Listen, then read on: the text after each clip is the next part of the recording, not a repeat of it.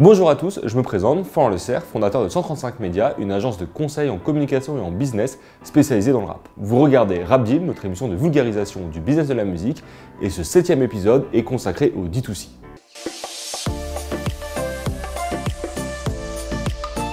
Le D2C, c'est ce nouveau moyen de commercialisation qui se cache derrière l'explosion des ventes physiques de vos rappeurs favoris. Cette vidéo sera divisée en 4 parties. On va d'abord définir le D2C, parler de son impact sur les ventes, expliquer les règles du Snap concernant le D2C et finir par les enjeux futurs de ce moyen de commercialisation. Le D2C, c'est l'acronyme de Direct to Consumer par opposition aux ventes effectuées en magasin ou sur les sites marchands comme Amazon et la Fnac qui n'appartiennent pas aux artistes. Le D2C correspond aux achats effectués directement sur le site de l'artiste ou de son label. C'est une pratique qui a explosé ces dernières années et qui permet aux artistes de capitaliser sur leur fanbase pour que l'achat de CD est plus un acte militant qu'une manière d'écouter la musique. On parle d'ailleurs de direct to fan. C'est d'ailleurs pour cette raison que la plupart des ventes effectuées en D2C se font au sein de bundles, des packs où on vend un CD avec un autre produit. Ça peut être un goodies, une place de concert ou du merchandising. En digitalisant la vente de CD, le D2C a remis à la mode le physique, comme le prouvent les premières semaines de nombreux rappeurs. Deuxième partie, l'impact sur les ventes. Le D2C est venu booster les ventes des artistes avec des communautés engagées les plus propices à acheter pour soutenir l'artiste. Cet impact est surtout visible la première semaine, puisqu'en général, les fans de l'artiste vont acheter les produits dès qu'ils seront disponibles, généralement en précommande. On a ainsi vu d'énormes premières semaines avec des parts physiques conséquentes pour des rappeurs comme Laylo, Mena Santana, Dinos ou encore Vald. Plus récemment, des bons chiffres ont aussi été réalisés par des rappeurs avec un public plus mainstream grâce à des stratégies D2C intelligentes. C'est le cas de SCH, de La Crime et de Orelsan. C'est d'ailleurs le nerf de la guerre, créer suffisamment d'intérêt sur son D2C pour déclencher des ventes. Cela passe généralement par des annonces dédiées, des produits exclusifs, un hoodie Don Dada pour Alpha One, des événements, l'expérience Into the Dark de Mena Santana ou des morceaux bonus comme les 7 morceaux exclusifs de Luvresval. Certains vont même encore plus loin en multipliant la version de l'album pour multiplier les ventes. C'est le cas notamment de SCH et Val qui ont proposé plusieurs versions, chacune avec un titre inédit. Le champion toute catégorie reste Orelsan qui a proposé 15 versions de son CD, sans titre bonus, et qui a réussi à écouler l'équivalent d'un disque d'or en précommande. Le D2C peut représenter 70 à 90% des ventes physiques des rappeurs. Le D2C est un nouveau moyen de rémunération, même si certains artistes préfèrent minimiser les marges pour maximiser les ventes, mais le D2C est aussi un super levier de communication grâce aux effets d'annonce des premières semaines très importants dans le rap. Ces stratégies doivent cependant respecter un cadre de plus en plus strict. Troisième partie, le Snap et le D2C. Face au phénomène, le Snap, syndicat national de l'édition phonographique, a décidé de durcir les règles encadrant les ventes D2C.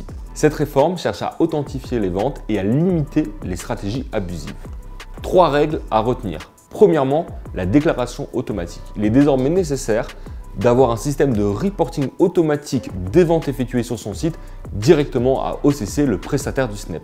Cela évite que les labels de l'artiste envoient eux-mêmes des reportings manuels où ils pourraient augmenter artificiellement les ventes. C'est d'ailleurs la source de la polémique entre Vald et le Snap sur son dernier album. Les ventes D2C de sa box 5 CD, bien que réelles, ont été retraitées manuellement avant l'envoi au CC. Le Snap a accepté de les valider quand même, car ce n'était pas un cas isolé, en précisant qu'ils seront intransigeants sur les prochaines sorties. Deuxième règle, la limitation des lots. Beaucoup d'artistes proposent aux acheteurs D2C de participer à des concours ou à des loteries. C'est le cas notamment de Landy qui a fait gagner une Audi ou de La Crime qui a caché 26 billets de 500 € dans ses CD. Dans cette catégorie, c'est le duo F430 qui allait le plus loin en faisant gagner 20 lots, parmi eux un quad, un Bob Dior, une PS5, une télévision et même un chèque de 10 000 €. Pour éviter que cette surenchère transforme le D2C en loto, il est désormais obligatoire que le lot ne dépasse pas 10 fois le prix du produit vendu. Troisième règle, la non-exclusivité. Il est obligatoire que les produits ne soient pas disponibles uniquement sur le site de l'artiste. Ils doivent être disponibles dans au moins 2 autres enseignes, magasins ou sites marchands, comme Amazon, la Fnac ou Cultura. D'ailleurs, Booba, pour son dernier album Throne, a vendu son album exclusivement en D2C, c'est pour ça que les ventes physiques n'ont pas été prises en compte dans ses certifications. Petite exception à cette règle, il est possible d'accorder une exclusivité à son site au lancement de la précommande pendant maximum 72 heures. Toutes ces règles sont là pour encadrer un phénomène qui prend de plus en plus d'ampleur. Quatrième et dernière partie, quel avenir pour le D2C? On l'a vu, le D2C devient de plus en plus important et les artistes vont devoir à l'avenir faire face à 3 défis.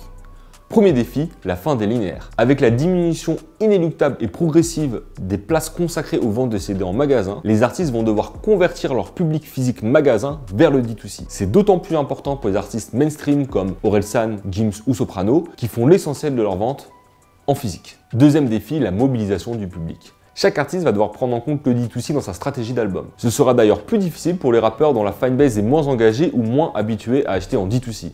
Il est important de rappeler qu'il est plus facile d'aller convertir 1000 personnes de sa fanbase vers du physique plutôt que d'aller chercher 1,5 million d'écoutes premium supplémentaires. Troisième défi, vendre d'autres produits. Si aujourd'hui le CD représente la majorité des ventes D2C, on peut imaginer d'autres produits à l'avenir. Il y a déjà de gros enjeux sur la billetterie, où certains artistes mettent directement en vente leur tournée sur leur site pour se passer des Fnac Spectacle ou Ticketmaster. Le D2C va permettre aux artistes de récupérer une partie de la valeur en supprimant des intermédiaires. On voit aussi apparaître de plus en plus de produits dérivés vendus en D2C, comme le bus de Booba ou encore les figurines de Ziak. On peut aussi parler finalement des NFT qui sont une autre forme de direct to fan. Conclusion sur cet épisode. On a pu voir que le D2C s'est invité dans le rap et que cette tendance va sûrement s'amplifier avec l'arrivée de nouveaux usages. Il va devenir un enjeu très important, comme le streaming, les artistes vont devoir redoubler d'inventivité pour se faire une place dans un marché ultra concurrentiel. On peut d'ailleurs souligner que le D2C a permis à des artistes de niche, moins populaires en streaming, d'exploser aux yeux du grand public. C'était le 7e épisode de Rapbill, on espère qu'il vous a plu, ça faisait très longtemps qu'on n'avait pas fait de vidéo. On vous laisse commenter, nous envoyer des DM pour parler de ce sujet et on se retrouve pour suivre l'actualité de l'agence sur nos réseaux sociaux.